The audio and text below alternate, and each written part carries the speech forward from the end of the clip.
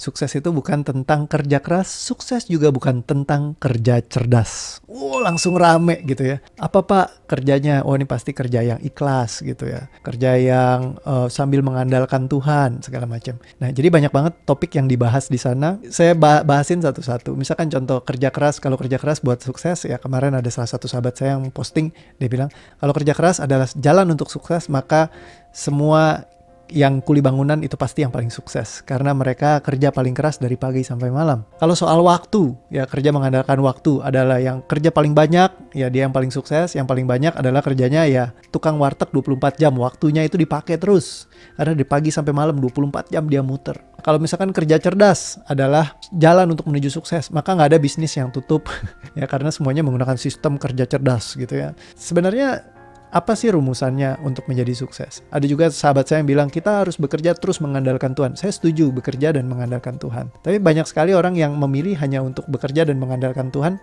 Mereka juga dalam keadaan yang juga sulit saat ini. Kalau kita mengambil misalkan demografi yang kita lihat 200 juta penduduk Indonesia, 200 juta jiwa lebih, 240 mungkin 250. Tapi banyak sekali yang masih dalam garis hidup yang cukup sangat sulit gitu.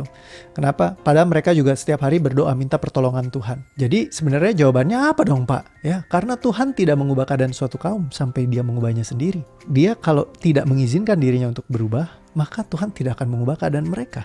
Seberapapun hebatnya dia meminta, karena sebenarnya kepada mereka yang meminta menerima, mencari mendapat, mengetuk pintunya dibukakan, mintalah kepadaku, maka niscaya akan kuperkenankan bagimu. Sebenarnya Tuhan udah siap buat ngasih semuanya. Jadi kita yang perlu untuk melakukan. Nah tapi ketika kita mau meminta, mengetuk dan semuanya itu, apakah diri kita siap untuk menerimanya? Kadang-kadang kita lupa ngecek diri kita sendiri.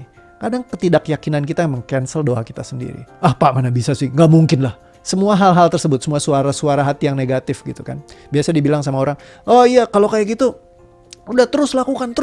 Nggak bisa bro, kalau misalkan lu nggak lepasin, itu ya tetap ngendap di bawah sadar dan bekerja seperti itu, underlying.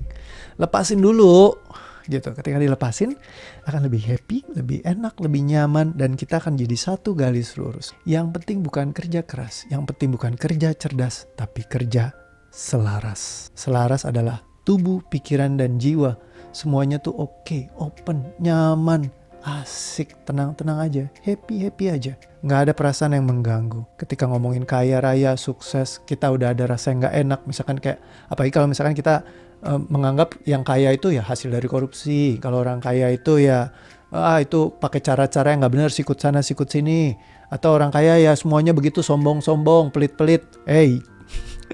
Ketika kita seperti itu, kita lagi mencap goal kita. Kan kita pengen jadi sukses, pengen kaya supaya bisa bantu lebih banyak orang. Bagaimana kalau ini adalah pilihan? Kaya itu adalah sebuah alat.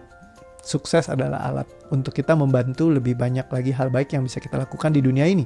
Dan itu adalah pilihan. Jikalau Anda memilihnya, bukan tentang kerja keras, bukan tentang kerja cerdas, tapi memilih diri untuk selaras dengan semua goal Anda. Maka Anda akan bisa meraih semua hal yang Anda inginkan dalam hidup Anda.